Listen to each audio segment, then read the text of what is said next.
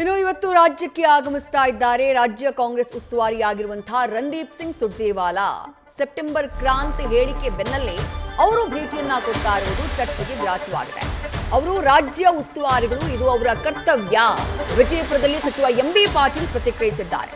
ಆವಾಗ ಬಂದು ಸಭೆ ಮಾಡ್ತಾರೆ, ಇದು ರುಟೀನ್. ಅವರು ರುಟೀನ್ ಆಗಿ ಬಂದು ಅಭಿಪ್ರಾಯ ಕೇಳ್ತಾರೆ, ಪಕ್ಷ ಸಂಘಟನೆ, ಬೇರೆ ವಿಷಯಗಳ ಬಗ್ಗೆ ಚರ್ಚೆ ಮಾಡ್ತಾರೆ, ಕಾಲ ಕಾಲಕ್ಕೆ ರಿವ್ಯೂ ಮಾಡ್ತಾರೆ ಅಂತ ಹೇಳಿ ಎಂಬಿ ಪಾಟೀಲ್ ಪ್ರತಿಕ್ರಿಯಿಸಿದ್ದಾರೆ.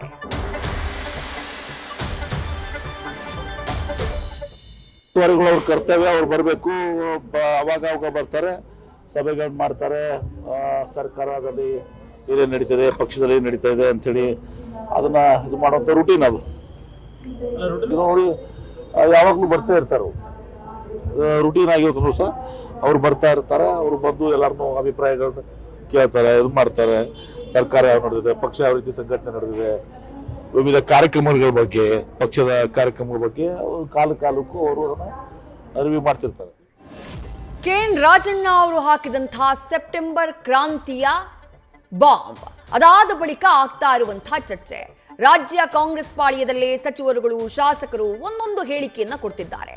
ಒಬ್ರು ಹೇಳ್ತಾರೆ ಅಂತಹ ದೊಡ್ಡ ಬದಲಾವಣೆಗಳೇನೂ ಆಗಲ್ಲ, ಬಟ್ ಬದಲಾವಣೆಗಳಂತೂ ಖಂಡಿತ ಆಗುತ್ತೆ ಅನ್ನುವಂತಹ ಸ್ಟೇಟ್ಮೆಂಟ್ ಅನ್ನ ಒಬ್ರು ಕೊಟ್ರೆ, ಮತ್ತೊಬ್ರು ಇಲ್ಲ ಬಹಳ ದೊಡ್ಡ ಬದಲಾವಣೆಯೇ ನಡೆಯುತ್ತೆ ಶೀಘ್ರದಲ್ಲೇ ಅನ್ನುವಂತಹ ಸುಳಿವನ್ನ ನೀಡ್ತಿದ್ದಾರೆ.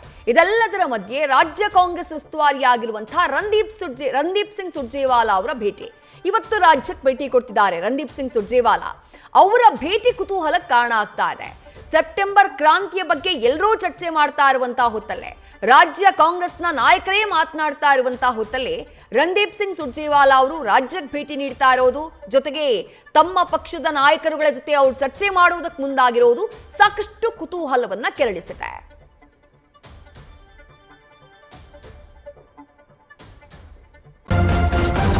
ನ್ಯೂಸ್ ಫಸ್ಟ್, ನಿರ್ಭೀತಿಯಿಂದ ನಿಮ್ಮ ಪರವಾಗಿ.